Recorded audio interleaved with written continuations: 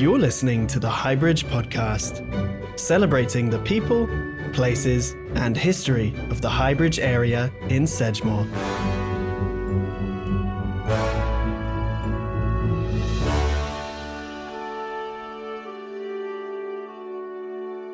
This season is funded by SEED, which is a consortium of community organisations in Sedgemoor, comprising of Bridgwater Senior Citizens Forum, Bridgwater Town Council, Community Council for Somerset Homes in Sedgemoor, Somerset Film and Young Somerset, which is funded and supported by Arts Council England, Creative People and Places, Lottery Funding and the Arts Council.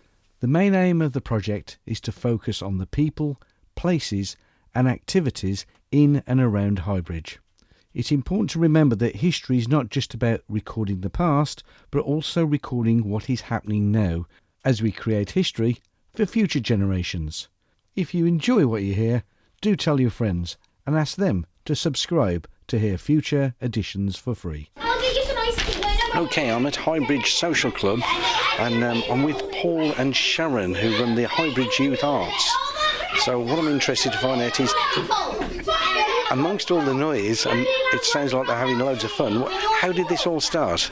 So we got started in May 2021 during lockdown. It's one of the projects that SEED fund in Highbridge. Sharon and I have known each other for a long time, and it was always a bit of an ambition to try and do something for kids in Highbridge that otherwise don't get a chance to do arts and dance and drama. It's an affordable project for everyone, so it's £2 a week, so pretty much anyone can make it. And it's really just to give the kids a chance to enjoy themselves and learn how to produce productions. So your background, is it in theatre? No, not at all actually. I've worked for bands and stuff for most of my life, so I've got a background in the more technical side. I run my own business as well.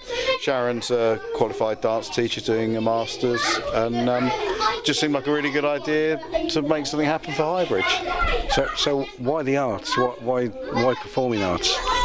Because you can get the best out of the kids. They learn so much. They create all the pieces we do. We did Peter Pan, the Highbridge pantomime last year in December. The kids pretty much put the script together themselves from basic ideas we gave them. And they learn teamwork, a bit of leadership, just a lot more than dance. Above all else, it's a place they can come. At the minute we're working on a theme around Sanctuary that's going to be part of Somerset Art Week later this year. And the noise you can hear in the background is them exploring what Sanctuary means to them. I was going to say, how much, you say it's been driven by the students themselves, so do they select the topics, or do you throw a topic in and they have to work with that? So the format we use is Sharon and I usually come up with a theme, so we had a panto theme. 2 weeks ago we just did an exchange with Stack Wonky from Porlock, another theatre company, performed in Highbridge Community Hall on the Sunday. They performed their piece, we performed our piece. And about 6 or 7 weeks before that we gave the kids a theme around pollution on the planet, marine pollution, plastics, things are a bit relevant to Highbridge. And they then from that created the piece that they performed for about 20 minutes. And what sort of ages is this aimed at?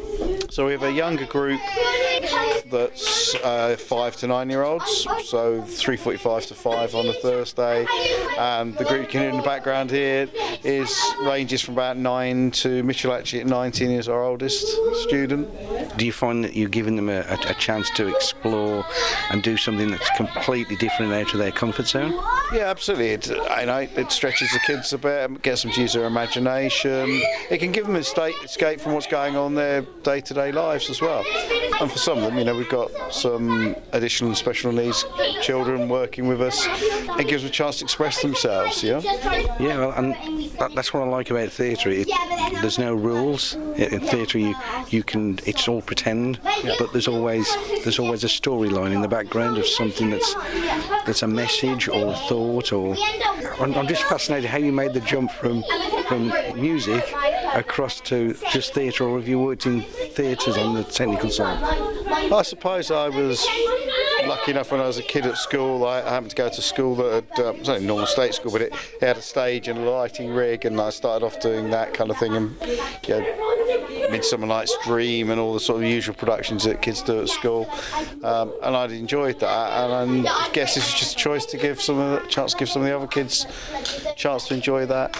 I suppose I'm quite creative in a different way, and I like bringing the best out of kids. You start back in September?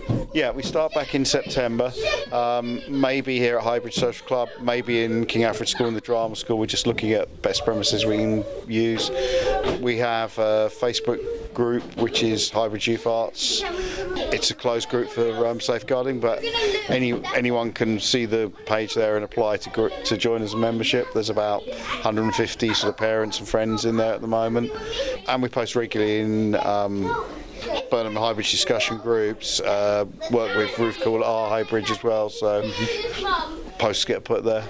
So if anybody's got an interest or they've got children that are itching to get performance-wise, get in touch. It's highbridgeyoufarts@gmail.com, and delight to hear from anybody that wants to join. It's a very open group, always got room for some more children to join us, and I say just £2 a week, so very affordable. That sounds, it's an excellent project, and just by the noise I can tell that they're having loads of fun. Yeah, it's they have a great time. We run consciously with an ethos of no rules, just some boundaries to keep things safe for everybody. So all the work we do, we may give them the ideas, we'll coach them along, point them in the right direction, but the kids devise the pieces. Courtney, who's 12 now, I think, is what one of our students directed and narrated the last piece we did. Wow, that's fun. That's a fantastic experience. Yeah, it's great. It really does. You know, you can see the kids grow week by week. Are you Highbridge born and bred? No, I moved here 7 years ago now, from Milton Keynes, so I've settled down here and it's just a nice place. As an outsider coming, what do you see in Highbridge? Yeah, I play Skittles for a couple of Skittles teams, made a whole load of friends, people like Sharon and others, always been made welcome down here, and people help each other out. Yeah, we look after our own in Highbridge. That's a lovely sentiment and a lovely thing to finish on. Thank you very much, Paul. I'll try and see if I can grab Sharon amongst all this chaos and hopefully have a few words there as well. Yeah, no, thanks for coming down, and it's great to just be doing some good things in Highbridge. Absolutely.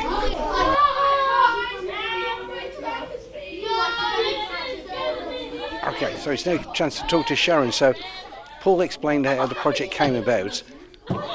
What's your background? How have you come into all this? Oh, okay. So for about the last 24 years, I graduated 23 years ago, and I've been working in the community in different projects. So I've worked in secondary schools teaching dance, primary schools teaching dance. So I did that for a long time, worked abroad.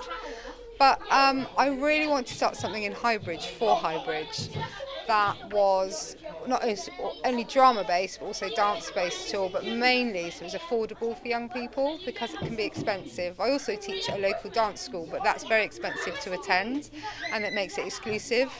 So I wanted to create something that was inclusive, that was a space where also kids could come and do drama, but really work on their ideas. It's really important to me that they brought their work and their creativity, and then we just facilitated a space for them to do that. Yes. So that was really important. So I'm really happy how it's built. We did Peter Pan, which they created themselves, and we had all different sort of characters coming in, and there was nothing that we couldn't produce. So they went, oh, we want this, something really bizarre to happen. Right, so we made it happen. So yeah, it's just been really exciting, and it's been really, really good quality work that the young people have given us. So yeah, it's been really good. Paul was saying about it's been interesting watching some of the students actually grow during that time period.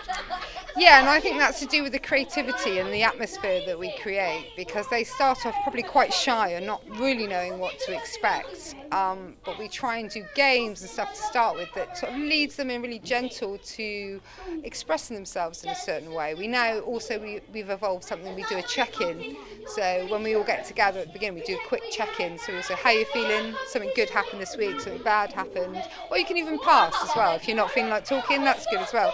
And that really builds connections with the young people, so they really get to trust each other. Say somebody's had a really bad week at school, this is a short space where they can go, do you know what, this happened and it kind of upset me. And the other students or the other young people tend to support them and give them that bit of support.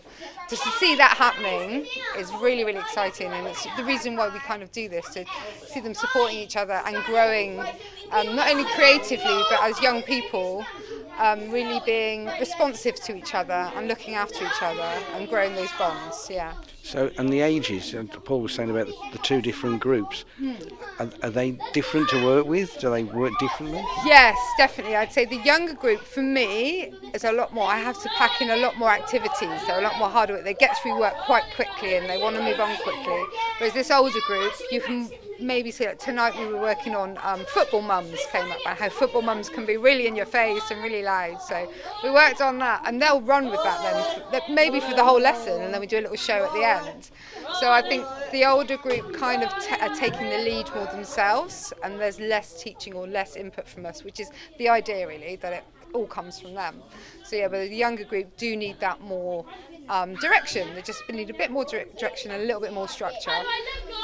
So, plans for the future? Where would you hope this goes? Well, we're looking at, because I'm not, because I've taught drama as well as dance, but it's become really drama based this year. So next year we're looking at doing a separate dance and then a separate drama class, because what happened was that some people like to do dance, some people like to do drama, and we've kind of gotten a bit of a mishmash.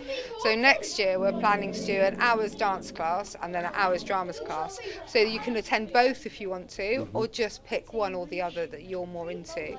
So, and then we're hoping to maybe create a dance that we can maybe go to the local fete, so we get that little bit of interaction and performance. And also with the plays, we're hoping to build some more plays to perform at the Highbridge Community Hall. It's a great space to perform, and we're looking to perhaps getting some staging as well, because we find on one level, but just moving forward, just trying to grow the group. And just give as many young people the opportunity to create, really. That's the idea, that's the main thing. And of course with theatre you've got the theatre on one end and dance, and then in the middle you've got physical theatre. Yeah, that's something, I love that. That's a really nice branch to branch over. So that has happened, especially within Peter Pan and the fight scenes that we did, and also recently with we did a gods scene of fighting against CEOs. They wanted to do it about planet, and the CEOs were fighting against the gods, the Greek gods. This all came from them. So yeah, the actual fight scene on that was very physical theatre, and then we had a narrator that stopped them and froze them, and so that kind of work sort of naturally occurs in the space. That sounds fantastic. Yeah, it's really great. It's a privilege to work with them, actually. Yeah, physical theatre always lends itself to working with young people and working with ideas that just keep coming in. Yeah, they do. So basically, we sort of maybe plant a seed and then they grow with it, and that's the premise of what we're doing here, really. Okay, well, all I can do is leave you to go back to what sounds like chaos, but I can see that they're all quite focused on what they're doing. Focused. Yeah.